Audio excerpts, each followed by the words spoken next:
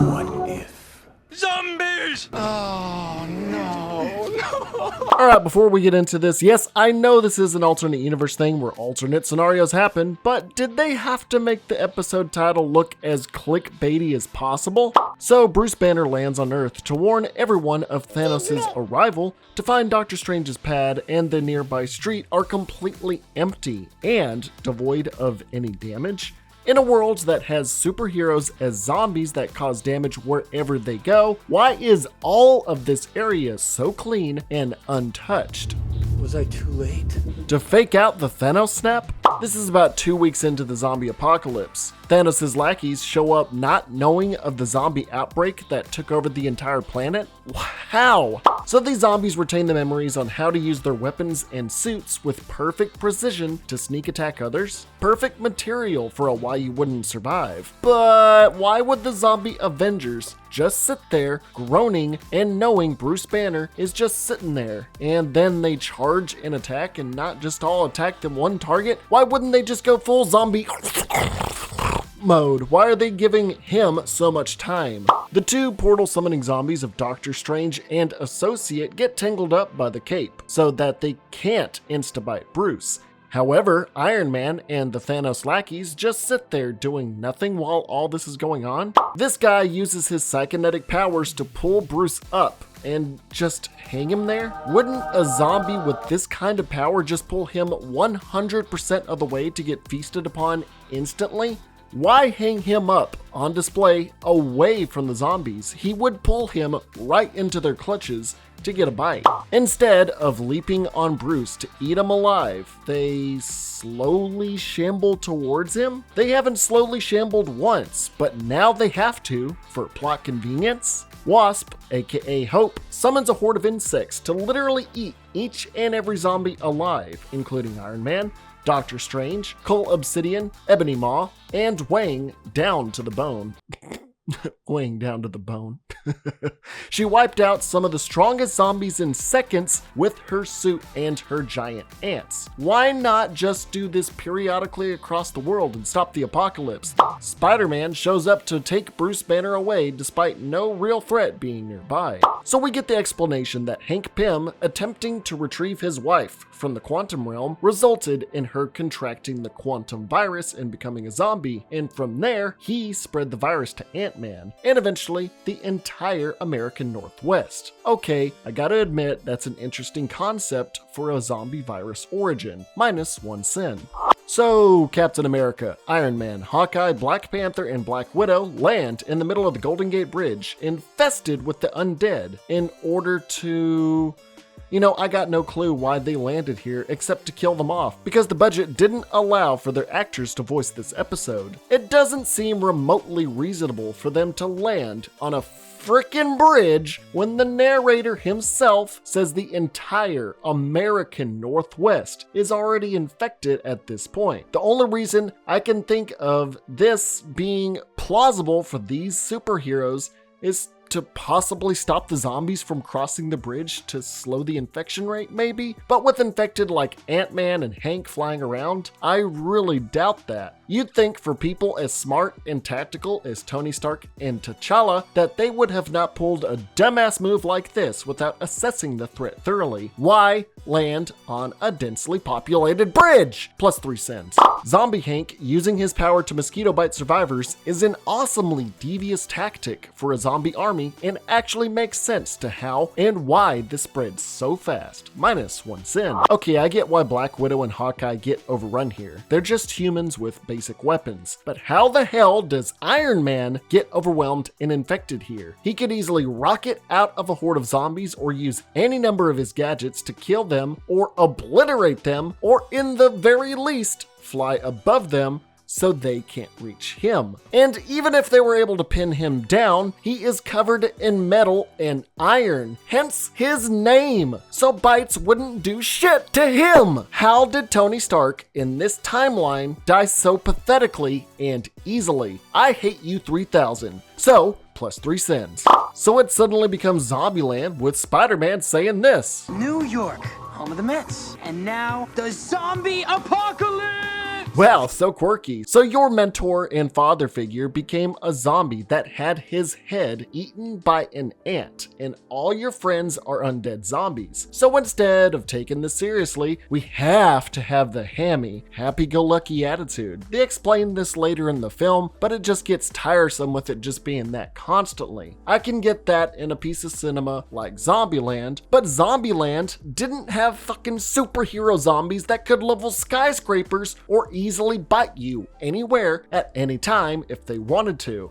So just like Zombieland, we breeze over some rules to survive in a zombie apocalypse, with each step introducing small characters from Marvel movies that most people like myself forgot about because I'm not a big fan of Marvel films. But they're basically there so they could be easy kill fodder. So the first rule of surviving a zombie apocalypse is for you to wear long sleeves. Fair enough. If the exact character in question, Happy Hogan, actually wore long sleeves later in the episode, why do you have this specific character saying, oh yeah, I need to wear long sleeves, and then he doesn't wear them? It's never used, so why bring it up? The second point is to regularly bathe to prevent creating odors for zombies to easily smell you, but also to be careful as you can be ambushed while alone in the shower. But the idea of zombies smelling survivors is never brought up again either, and it's just really an excuse to have the buff guy Bucky Barnes get a Borderlands title card while naked.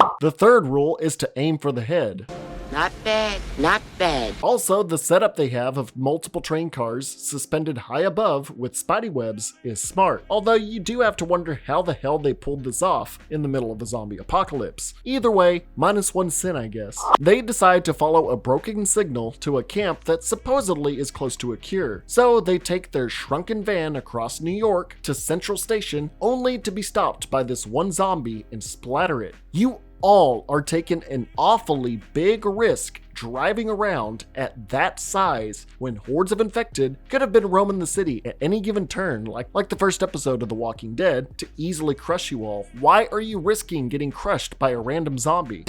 Just don't think about it. Zombie splatter funny.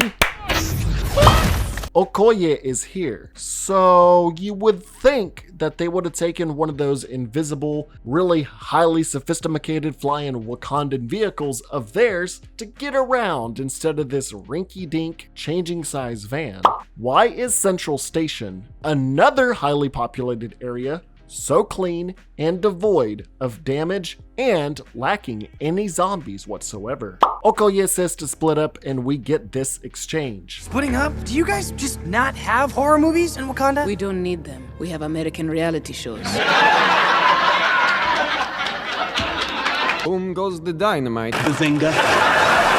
I get it, American reality TV bad. But because of one quip, you all decide splitting up is fine? Why? They decide to hotwire a subway train to travel to their destination. Again, I am thoroughly surprised that Okoye didn't call for help from Wakanda to come pick them up instead of hotwiring a train that's gonna make a shit ton of noise when it comes on. So they send the blonde SHIELD agent and Happy, the normal guy with a wrist blaster, to go down into the dark underbelly of the station to guard the perimeter?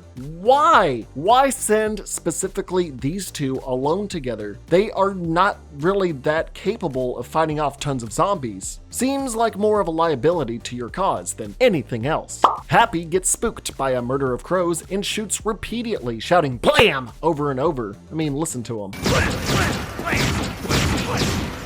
After all those zombie rules that we were going off earlier with Spider-Man, you would think making noise would have been more of a priority for the guy in short sleeves. And Mr. Happy gets harpooned in the shoulder, and his only reaction is, ow? Dude, you just got penetrated deep.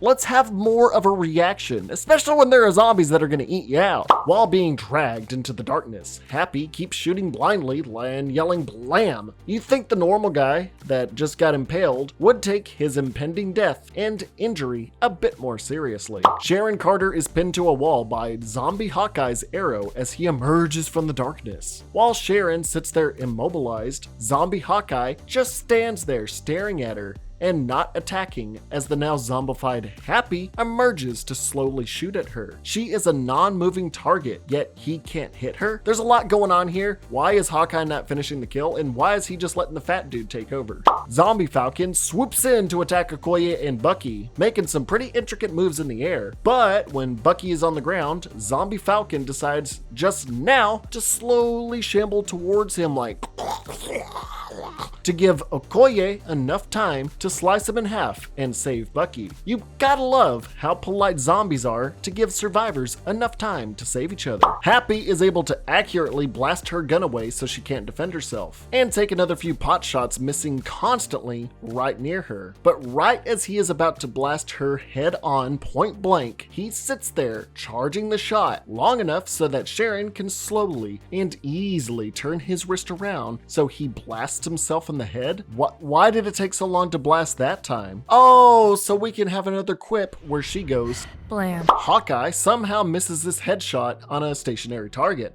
A horde of zombies making no noise at all in the echoing, hollow pathways of the New York subway system suddenly appear from the darkness because the plot needs tension rather than explanation. Hawkeye lines up an explosive arrow, but allows Sharon enough time to get the wrist weapon off Happy's dead hands, put it on, glare at it, and run away before firing. You would think a zombie archer would be rapid firing those arrows to permapin his target, or better yet, be a damn zombie and actually attack his prey, but nah, she has to get away for now. Spider-Man is outside the train, pulling it 28 weeks later style, only for the horde to suddenly be around him, surrounding the train completely. How did the undead get here without being seen or heard until the very last possible second? The Wasp shrunk down to a small size to dispatch a few zombies. Why wouldn't she just summon the Insectoid like last time and just turn each of those zombies into bony boys? No? Just gonna forget about that completely and put yourself and the last hopes for humanity in harm's way to look cool? Alright, that makes sense.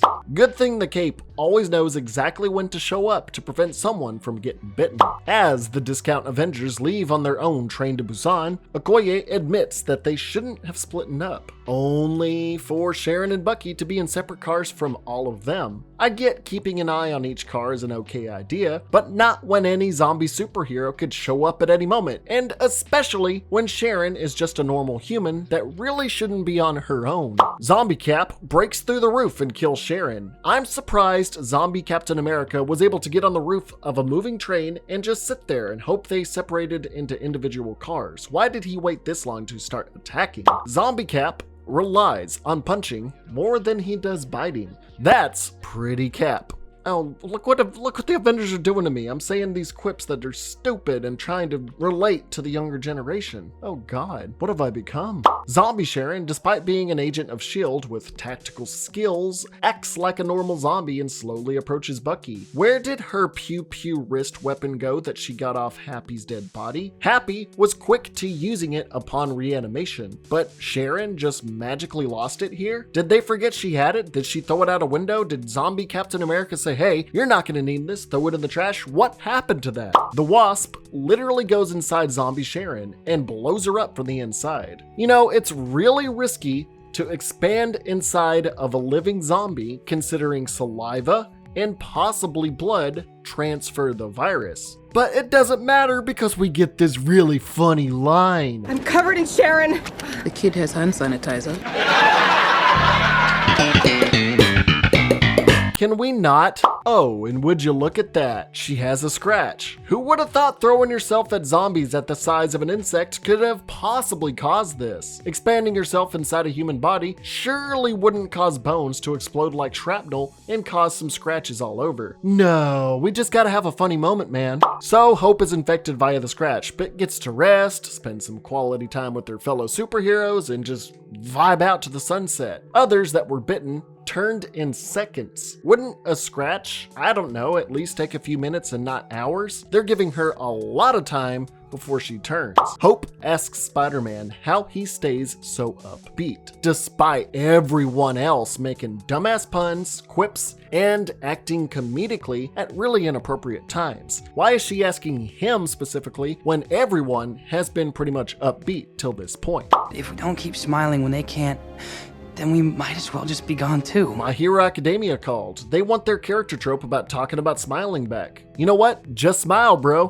The train runs out of fuel and stops near hundreds of zombies. Instead of attacking a vehicle that just stopped, they just sit there and stare for a while. A loud-ass train coming out of nowhere would definitely have every zombie crowding that thing instantly. No training required. I'm getting very upset. Hey, when I make bad puns, it's good, alright? So their destination is past this zombie horde, so Hope decides she will sacrifice herself to get them there by going big mode. Oh, but now the zombies are attacking, and she just stomps through the hordes? She didn't try this before? The zombies are climbing up her suit, probably made of leather or latex or something, like she is an easily scalable wall. I don't know about you, but getting a grip on that material of leather or latex would not be that easy. Instead of swatting the zombies off her and killing as many as she can before she dies, she just lets them breach her suit and bring her down. Why not reduce the zombies before you croak? Oh, so we can have that "just smile, Peter, bro" dialogue make a return, and then she dies. She dies as a giant? You didn't think to shoot yourself in the head or have someone else do that like Bucky, the armed guy? Why let yourself die as a giant? Wouldn't you be more of a detriment to the cause if you would come back as a 40-foot tall woman zombie?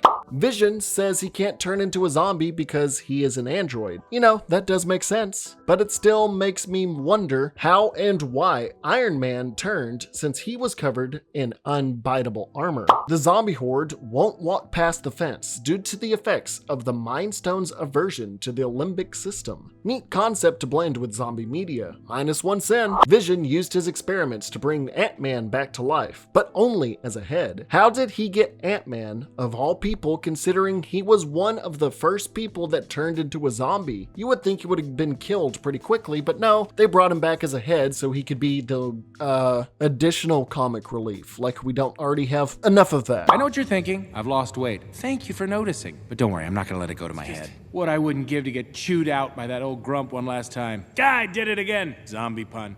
Sorry, I tend to process traumatic events with dad jokes. Whoa, watch out! She's a man-eater! There it is. I'm doing it again. You know, I'm all for puns, but you're a frickin' head in a jar. You'd think you'd explain more or talk about anything else than lines like this. So the plan turns into broadcasting the Mind Stone via satellites across Earth to cure everyone, but only via Wakanda's advanced technology. That's the only technology on Earth that could handle that. Bucky says he'll go find transportation in the base. Why not, again, have Okoye relay this information to Wakandan forces to come pick them up and get this plan rolling faster? Now, you could say, well, Zach, communications are scrambled because of the zombie apocalypse, so that's why they're not contacting Wakanda. But it's Wakanda we are talking about. And we literally just discussed that Wakanda has a wide communication system that they can use to broadcast the Mind Stone. It doesn't make sense. As Bucky is looking around, he finds Black Panther without a leg. As he explains, Vision is luring people there to feed them to his dead wife, Wanda. Vision can't cure her because of her advanced psycho powers, so he feeds her living people to keep her tame? Aren't zombies insatiable consumers though? And why not just cut her head off like with Ant-Man, because decapitating a zombie doesn't kill it, and then later down the road when you find a cure, use your powers to sew her head back onto her body or something, or robot body, make an android body because you're an android too. I think that would be pretty easy to accomplish. No, we have to have the romantic ones be all like, I can't kill her, you don't understand love, love is all you need, haven't you listened to the Beatles? The guy with the freaking Mind Stone attached to his head says it's logical to keep her alive. But what's logical about keeping a zombie with powers like this alive? With the Scarlet Witch acting like a witch and looking like a witch from Left 4 Dead, she breaks out of containment and kills the other non-superhero person. Who would have saw that coming? Wingardium Leviosa! Wingardium Leviosa!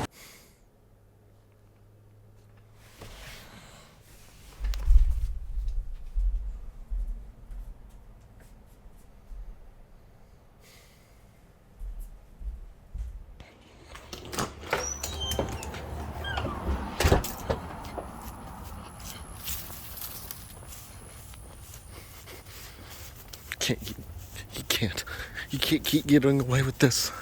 No more. No more.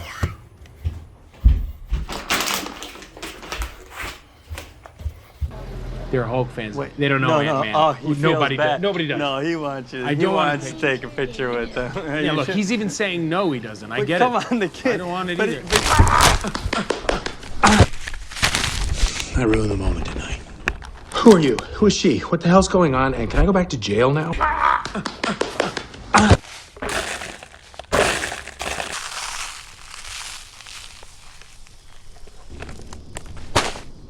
Does anyone have any orange slices? Vision says he must atone for what he has done. Surely that means subduing Scarlet Witch, getting a rescue vehicle, or something, right? Nah, he just offs himself by pulling the Mind Stone out of his skull. Bravo to the most logical man in the universe. And with that stunt, every zombie in the area begins to enter the base. An encore bravo for Vision. Scarlet Witch sees Vision's dead body and visually mourns it. No other zombies have shown any emotion up until this point. Well, I mean, Zombie Hawkeye smiled for like half a second. But no. This is because these two love each other this much. Bucky stays behind to stall Wanda.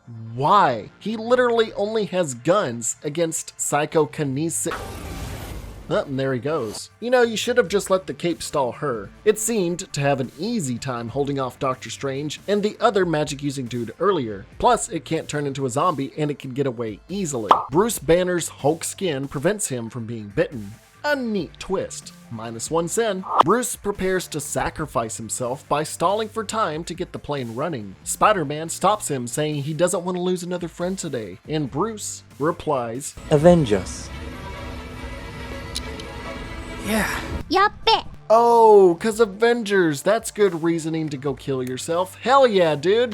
Bruce is not able to transform the entire episode, but conveniently is able to turn right as he gets piled on by dozens of zombies. As T'Challa gets the plane moving, the Wasp, in giant form, reanimates as a zombie at that exact moment to grab them. Why did they let her live? And why did it take this long for her to turn, considering she was scratched earlier, so she was already feeling the effects of the zombie virus, but she was also covered in zombies that were biting her all over like they were ants?